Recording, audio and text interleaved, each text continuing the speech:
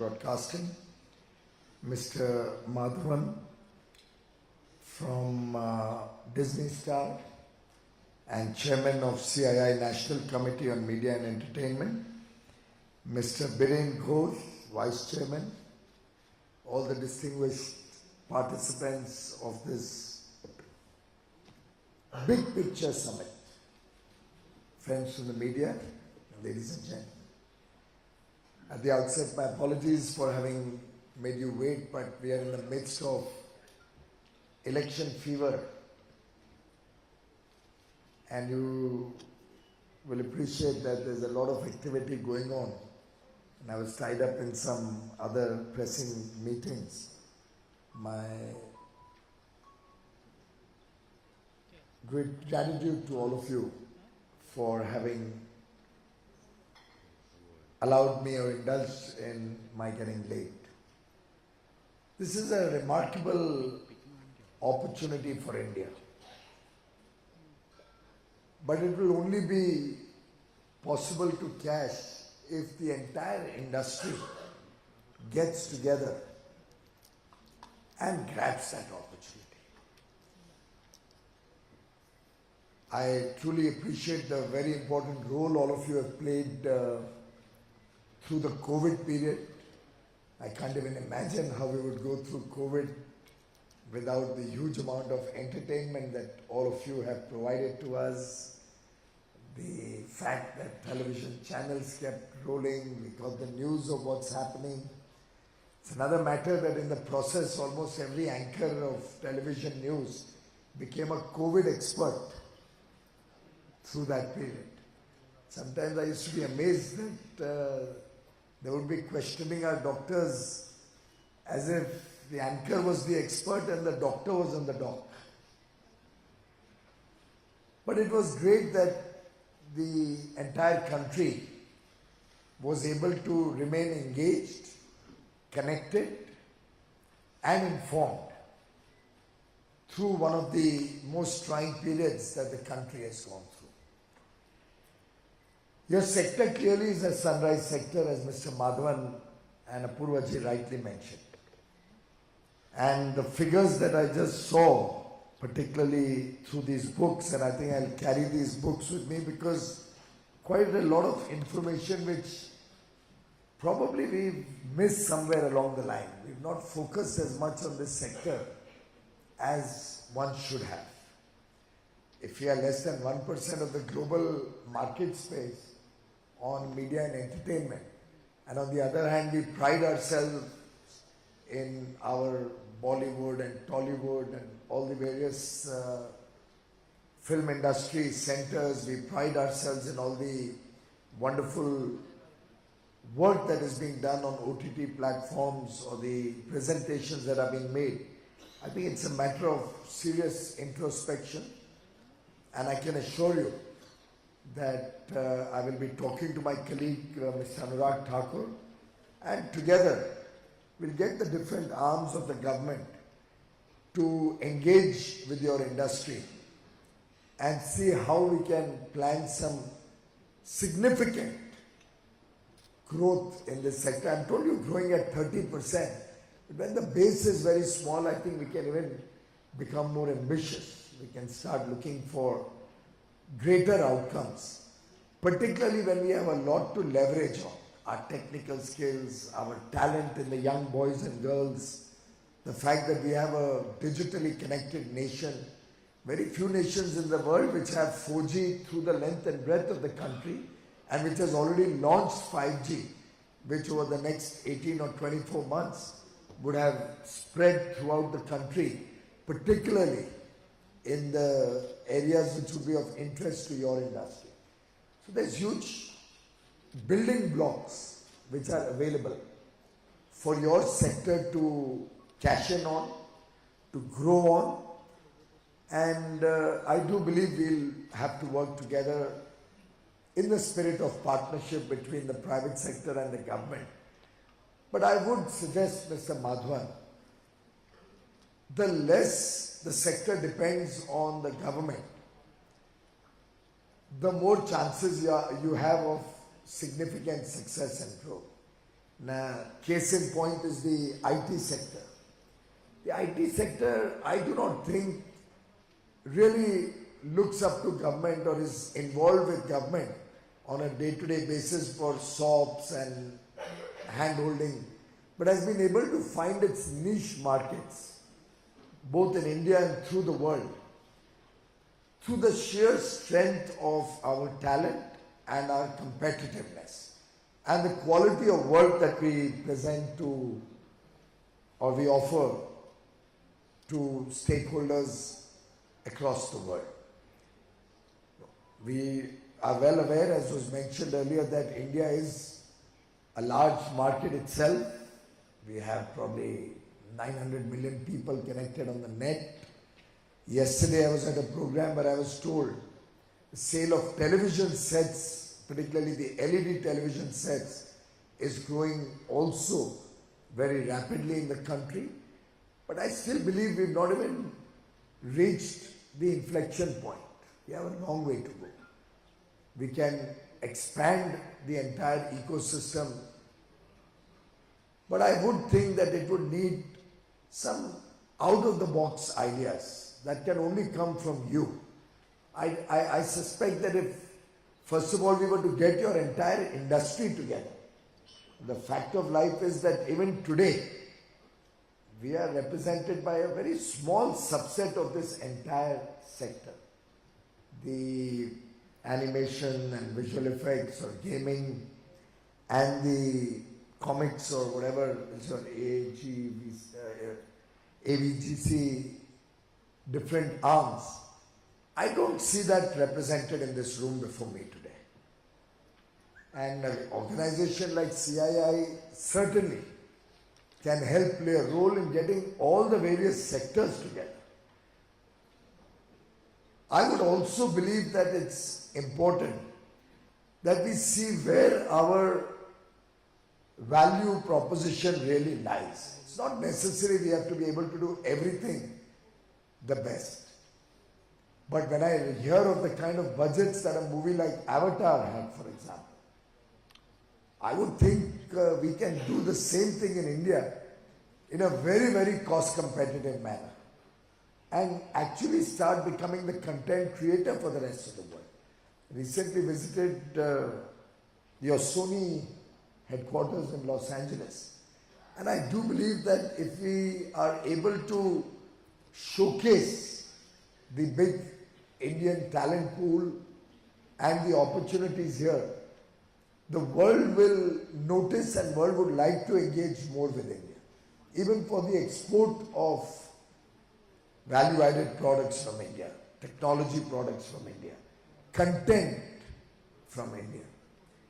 And I like your idea that we sit down together, we make our entire legal framework more contemporary. I was just told that some of the laws on wireless and all go back maybe 100 years or something. Prime Minister Shri Narendra Modi has already said that we have to get out of the colonial mindset, move out of all these old traditional laws and engage with the world on modern terms. And I do believe the Telecom Ministry of MeitY and INB are working together to make the laws more contemporary. I'm sure they will engage with your industry also.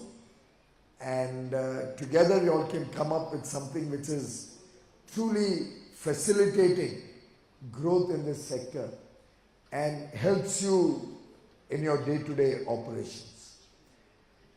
Of course, that's the soft power of India that has a potential to transform lives.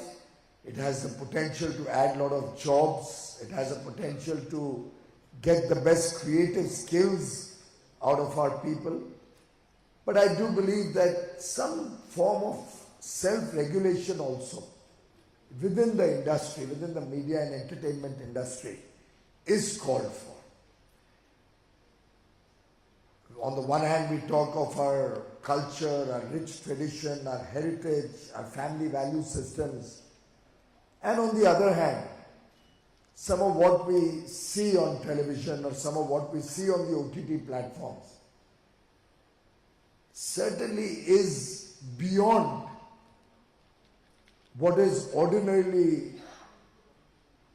acceptable standards within the Indian cultural landscape.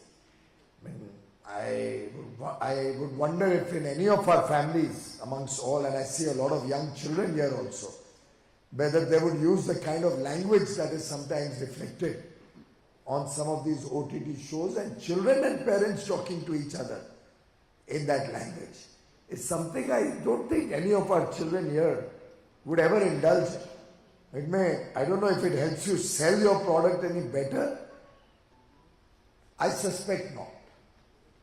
And while we welcome modern content, we welcome all the work that you are doing in presenting, let's say, exciting or very catchy serials or very catchy content, I do believe that some form of self-regulation and some levels of decency in the presentation of India and Indian families and Indian culture is something where the captains of this industry should also be in a position to play a role.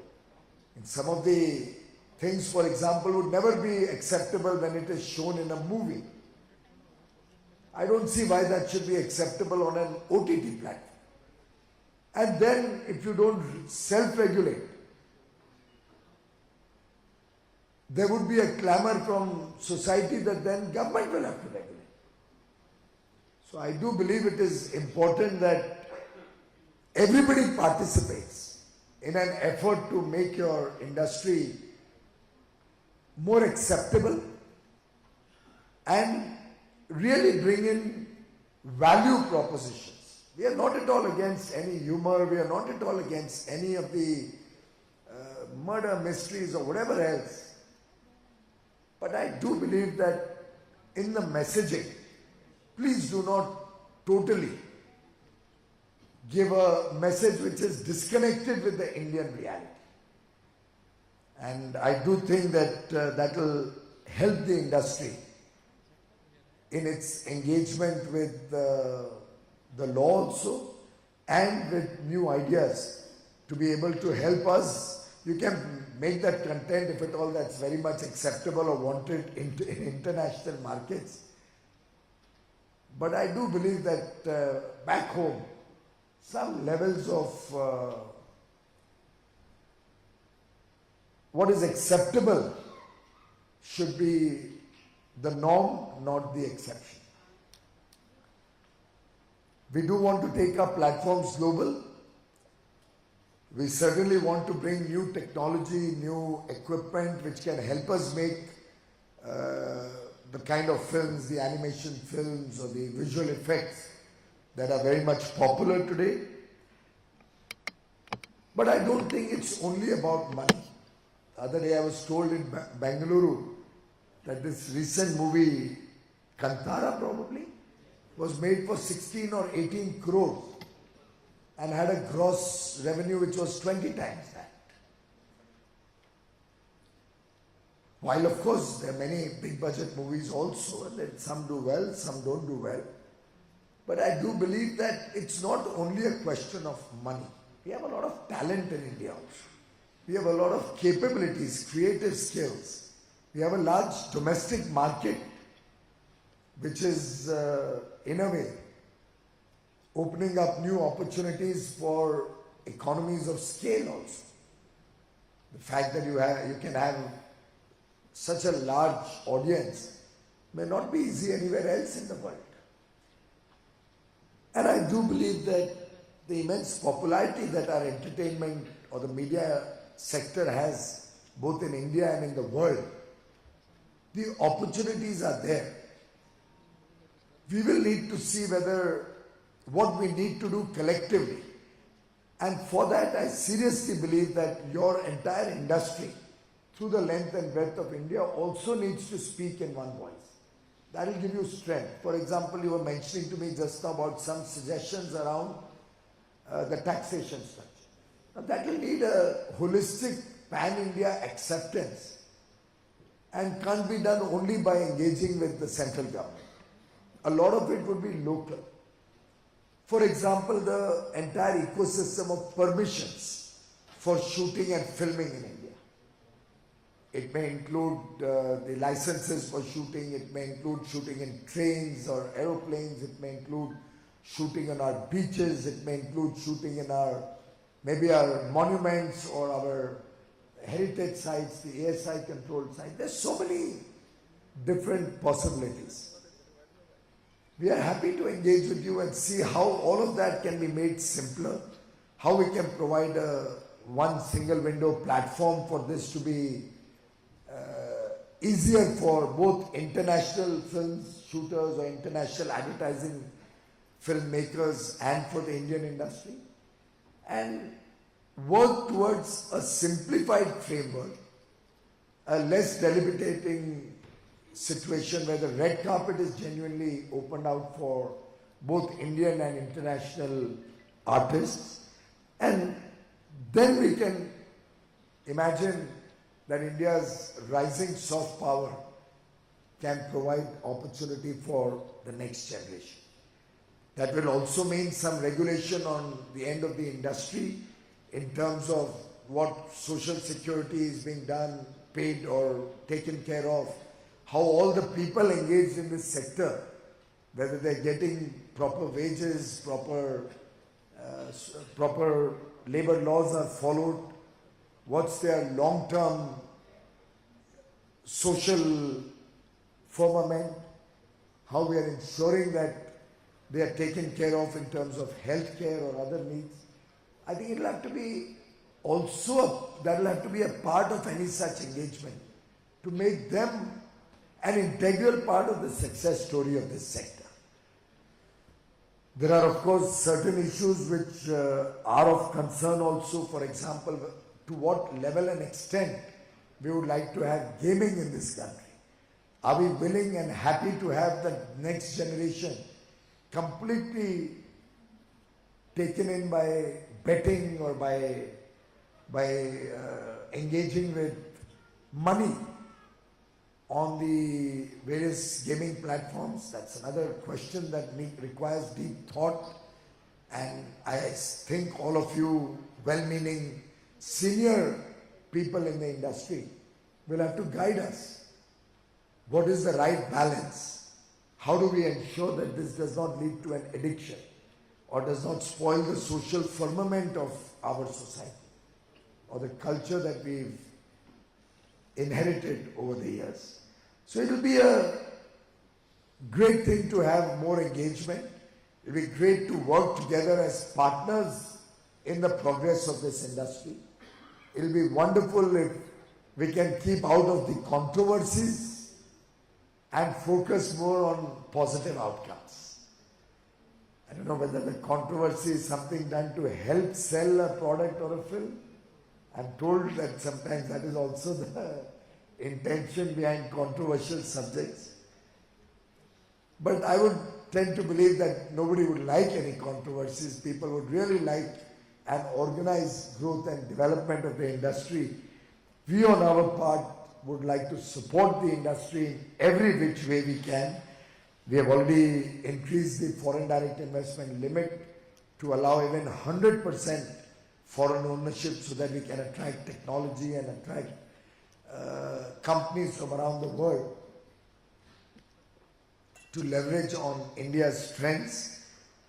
But in the new emerging world, we do recognize there will be certain ground realities with which we will have to engage. I understand that we'll have to embrace innovation in the storytelling exercise or the way stories are told or communicated. I do believe that we still have a huge market for Indian culture. We have a rich archive of historical relevance and importance for India. In fact, I did see one of the recent, I'm a movie buff incidentally, so I keep engaged with your sector at least as a user and hopefully help you get some revenue. The PVRs and the multiplexes are pretty expensive these days. But I do want to see many more of these multiplexes across the length and breadth of India. I'm given to understand that some of our neighboring countries have maybe 10x or 20x the number of multiplexes that we have in India, whereas we are the country which always was known to be a movie lover. So I do believe that there's a lot of potential, a lot of new markets that we have not yet explored. We can diversify into new markets. We can create better ecosystems, providing new canvas for your creativity to flourish. We can become the quality content producer for the world, and our Indian talent truly has that potential. We need to have more skill development courses or more educational courses to further bring in more talent or hone the skills of our young boys and girls to be able to come out with international class of content. And I'm very sure that, as was said earlier by Purva, we need to create in India for the world, and towards that end, we would love to see what the dedicated task force comes up with. I will also study the reports of BCG and KPMG that have been presented today and see how we can, as government, work with you, maybe a small group of well-meaning captains of your industry can sit down with the Telecom minister, INB minister and us, and we can collectively work with the state governments, work with all the stakeholders throughout the country and see how this industry can become one of the fastest growing industry in the country, how this soft power of India can reflect India's strengths and rich culture to the rest of the world, how this can become a big provider of opportunities. It could be jobs, it could be creative talent, it could be our new startups. I think there's huge potential that we can all together leverage, and I assure you, full support from the government in your endeavors to take this industry fast forward on a mission mode. My compliments to CII for this Big Picture Summit. I wish all of you well in the years to come. Thank you very much. Thank you, sir, for your address. May I now request Mr. Biring Ghosh to please deliver the closing comments. Shri Piyush Goyal ji, Mr. Apurva Chandra in absentia, Madhavan, friends. Piyush ji, thank you very much. The ballot box is here. Thank you for coming to cast your vote. It's election time and you have cast your vote here, and it's up to us now to honor the manifesto that we have presented to you. So that's just for starters. I think you echoed the vision of the Prime Minister, who also talked about the soft power and what we can do, and I think we're on the way to doing that. But soft power requires hard decisions, and we've touched upon that as well. The other point I'd like to mention is that the CII Committee for Media and Entertainment, which has 7 sectors, has never before had a constellation of the leaders from the whole industry. So at one place you can actually talk to all of us at the same time. And the most important thing is, you mentioned movies like Avatar. So may I please tell you, we make 30 movies in India for Hollywood at budgets that are equal to or larger than Avatar. And a significant portion of that is done in India already, but we haven't finished. We haven't got started yet. I would also like to, thank you sir, I would also like to tell you that, Mr. Apurva Chandra and the MIB working now interministerially, which I think is a big change from before. 5 ministries, 7 of us from industry, many other stakeholders from the government, NFDC, etc., the Media and Entertainment Skills Council. We've never before created a policy as quickly. 8th of April, we were tasked to start this effort. We met every Friday morning for 2 hours, and the policy got done in 3.5 months. I think we need that kind of insight and the partnership to go forward in many of the other areas. I'd like to also mention that if we look at the 11th Big Picture Summit, 55% of the revenues in our industry, when we did the first summit, no longer exist as products or services in our industry. And that's the pace of change that we need. Sir, commerce and industry has recognized us as a champion sector. But how are champions made? You have physical coaches, you have mental coaches, You have equipment, you have diet, and you have many other things that need to be, champions need to be fed. We had a fantastic meeting at your ministry. In fact, I was in a room that had your name all over it. Unfortunately, you were not there. But we got the champion sectors together. There's an agenda, sir, for your consideration. And I do believe that that agenda and that action plan can really be actually catapult us into a very large area. Like the fast food restaurants, the combo is in your hands. Because our industry gives you foreign exchange. It gives you jobs. We are 180,000 people short per year in our industry, just in AVGC. We need that kind of a combination of everything that can be delivered at one go, and it's in our hands to do that, and I think your words today are very encouraging to make that happen. Finally, while we say that industry can do things without the government, we do need from you a prime pumping, and the prime pumping is market access. We are an infrastructure industry. There is no industry in this country. Studios that are producing visual effects and animation sometimes have more computing firepower than ISRO. And this has to be recognized, and that's why we are creating centers of excellence. So small and medium companies that can't afford that infrastructure can actually come and avail of that. And finally, you talked about the fact that yes, we are in tough times, but we are here because it is better to light a candle than to curse the darkness. So thank you very much for that. Thank you so much, Mr. Ghosh. As a token of our appreciation, we would like to present a small platter to Honorable Minister.